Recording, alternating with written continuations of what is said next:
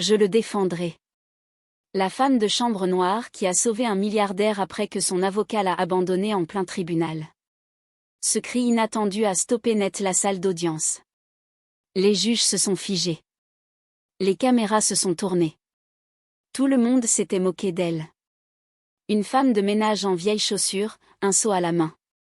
Mais quand le prestigieux cabinet d'avocats du milliardaire l'a laissé tomber au milieu du procès, et que les médias s'en sont réjouis, c'est cette femme de l'ombre qui est sortie de sa discrétion. Elle a claqué sa serpillière au sol et prononcé ces mots que personne n'attendait, « Je le défendrai ». Ce qui a suivi a bouleversé le système judiciaire. Ce n'était pas simplement une quête de justice. C'était un héritage. Et vous ne croirez pas comment cette femme, sans diplôme, sans pouvoir et sans privilège, a tout réécrit. Restez jusqu'à la fin de cet incroyable thriller judiciaire, rempli d'émotions brutes, de rédemption et de rebondissements inattendus. L'abandon.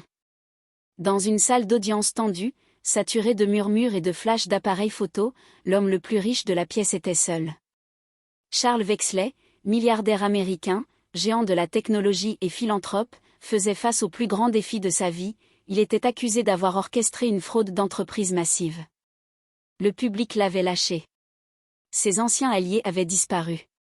Son équipe juridique, jadis composée d'avocats brillants issus de l'Ivy League, s'était réduite à un seul homme, Victor Delancey.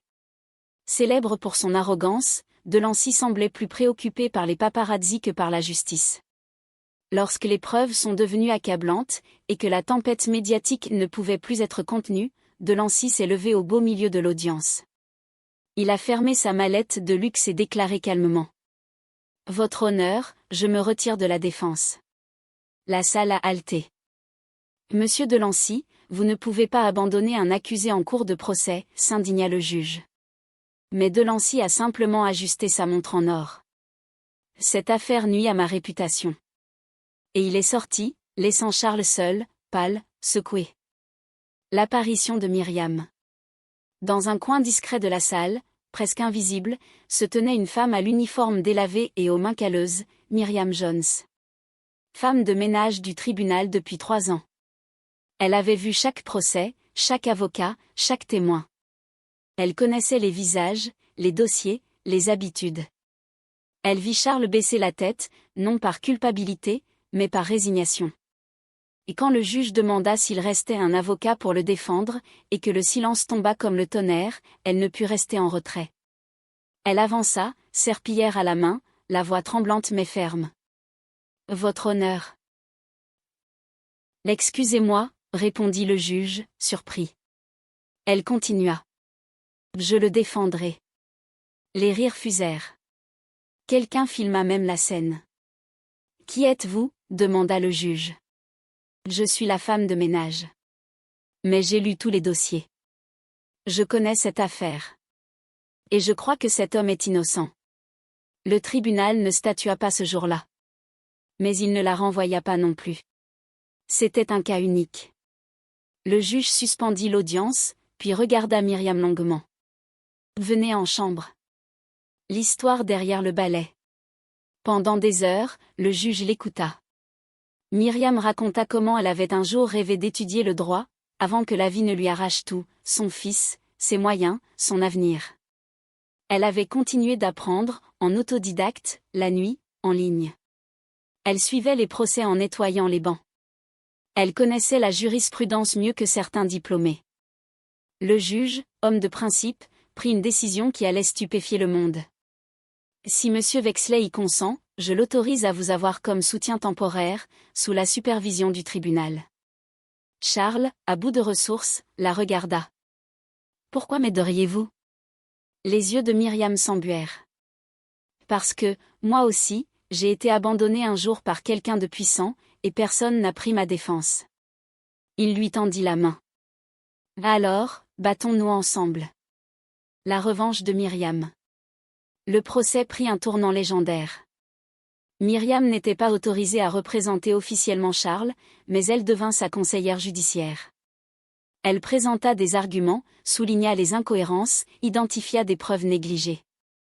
Elle prouva que l'accusation manipulait la chronologie, trouva des divergences numériques et construisit une théorie solide de sabotage interne.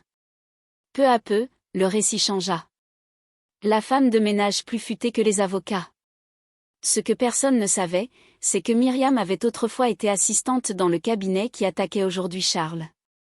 Elle y avait dénoncé une fraude, et pour cela, on l'avait détruite.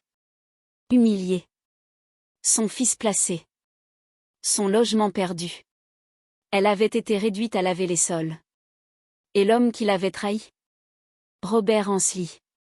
Le principal témoin contre Charles.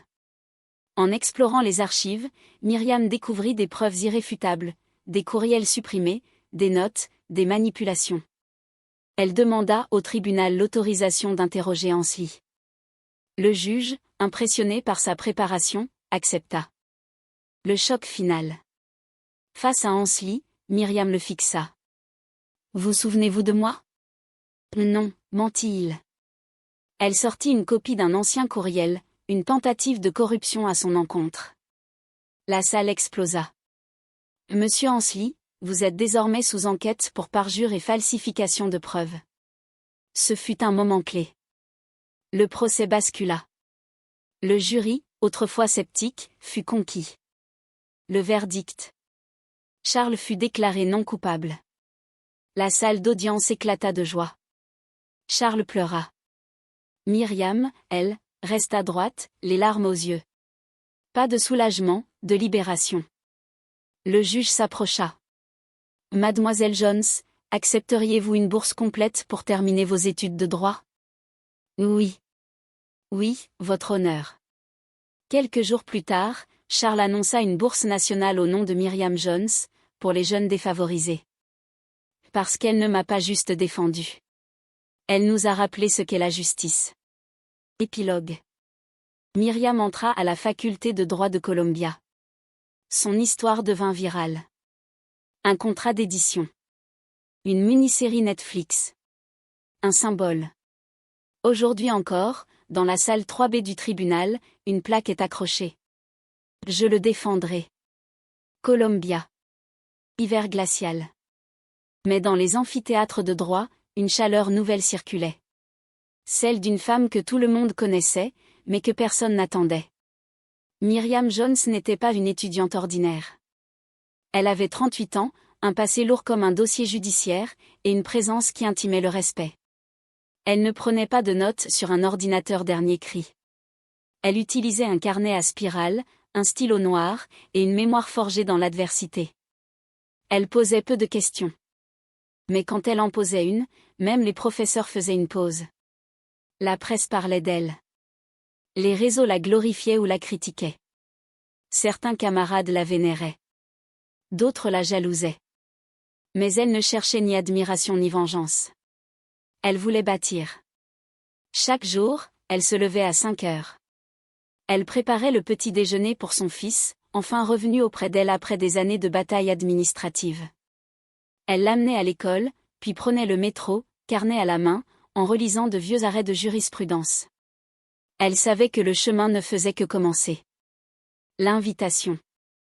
Un soir, alors qu'elle travaillait à la bibliothèque universitaire, un message discret lui parvint. Rencontre confidentielle Cour suprême dossier Wexley urgent. Elle crut à une erreur. Mais non. Une section de la décision rendue dans l'affaire Wexley venait d'être contestée. Un appel en révision technique. Et le juge fédéral qui l'avait soutenu souhaitait sa présence. Non comme témoin. Comme conseillère juridique spécialisée. Le rêve devint mission. La commission secrète. Dans une pièce sans fenêtre, assise face à 3 juges fédéraux, Myriam relut les nouvelles accusations.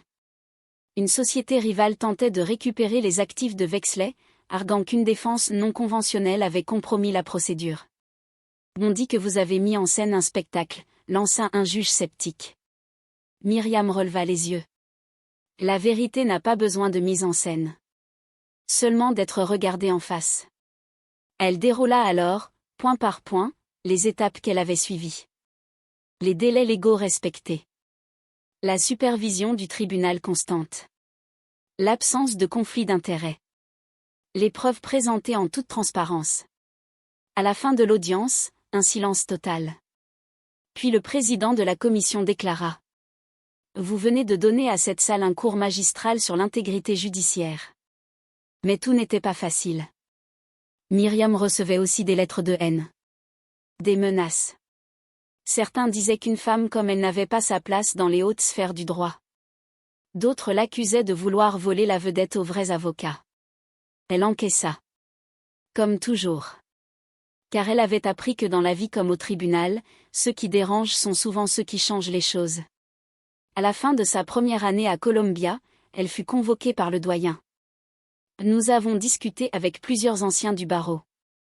Et, nous aimerions vous proposer un poste. Un poste? Je n'ai pas encore mon diplôme. Justement. Nous voulons que vous co-dirigiez une clinique juridique pour étudiants et publics défavorisés. Ce serait, votre laboratoire de terrain. Myriam accepta. La clinique ouvrit ses portes sous le nom de « Justice pour tous Centre Myriam Jones ». Des jeunes de tout le pays, inspirés par elle, commencèrent à s'inscrire en droit. Des lycéens défavorisés reçurent des bourses. Myriam fut invitée à Harvard, à Yale, à la Sorbonne. Non pas pour raconter son histoire, mais pour enseigner le droit comme un combat humain, pas comme une abstraction froide. Charles Wexley, libéré, consacra sa fondation à l'éthique technologique et au financement de causes juridiques. Et un jour, dans une salle d'audience bondée d'élèves, un étudiant demanda à Myriam. « Qu'est-ce que la justice, selon vous ?» Elle sourit doucement, regarda la lumière filtrée à travers la fenêtre, et répondit. « La justice, c'est quand une voix, même fatiguée, même ignorée, peut encore être entendue. Et qu'elle change tout. » 5 ans se sont écoulés. Myriam Jones est désormais une figure incontournable du paysage juridique américain. Elle a obtenu son diplôme avec les plus grands honneurs, passé le barreau, puis intégré une organisation de défense des droits civiques. Mais elle n'a jamais oublié ses racines et ni les bancs du tribunal qu'elle nettoyait autrefois, ni le silence des gens que personne n'écoute. Un matin, elle reçoit une lettre du gouverneur. « Nous avons besoin de vous à un poste qui exige sagesse, courage et mémoire de la douleur. Nous vous nommons juge fédéral associé. » Le choc est immense. Myriam hésite. Elle pense à son fils, désormais adolescent, à Charles, devenu son ami et soutien fidèle, à sa mère, qui lui disait autrefois, « La dignité ne vient pas du métier, mais de ce qu'on fait avec ses mains. » Elle accepte. Pas par ambition. Par nécessité. Une salle d'audience transformée. La première fois qu'elle entre en robe de juge, les murmures fusent. Une ancienne femme de ménage, sur le siège le plus sacré du tribunal? Mais elle les ignore. Son regard est franc. Sa voix posée. Et dans sa salle, une chose est différente, sur le mur derrière le banc du juge, sous le drapeau, au lieu du traditionnel In God We Trust, une petite plaque discrète a été ajoutée. Elle y a tenu. Chaque voix compte. Surtout celle que personne n'entend. Myriam redéfinit la manière de juger. Elle prend le temps. Elle écoute les silences. Elle interroge sans humilier. Et bientôt, ses jugements sont cités dans les écoles de droit. Non pas pour leur sévérité, mais pour leur humanité. Un procès inattendu. Mais un jour, un dossier atterrit sur son bureau. Elle reconnaît le nom. Robert Ansley. L'homme qui a brisé sa vie. Celui qu'elle avait exposé. Il revient, cette fois accusé d'avoir fondé une organisation de conseil financier frauduleuse, exploitant des femmes sans ressources comme prête-nom. Myriam lit le dossier. Elle pourrait demander à être remplacée pour conflit d'intérêts. Elle ne le fait pas. Ce n'est pas ma vengeance qu'on juge. C'est son crime. Dans une salle comble, Ansley la reconnaît. Il blêmit. Mais cette fois, ce n'est plus elle qui doit prouver sa valeur. C'est lui qui devra répondre. Le procès dure des semaines. Myriam reste impartiale, calme, précise. Et lorsque le verdict tombe coupable, elle prononce la sentence sans haine. Monsieur Ansley, ce tribunal ne vous punit pas pour ce que vous avez fait dans le passé. Mais pour ce que vous avez répété malgré les avertissements. Vous n'avez pas appris. Moi, si. Une fondation mondiale. Après ce procès, Myriam refuse les interviews. Mais elle continue d'agir.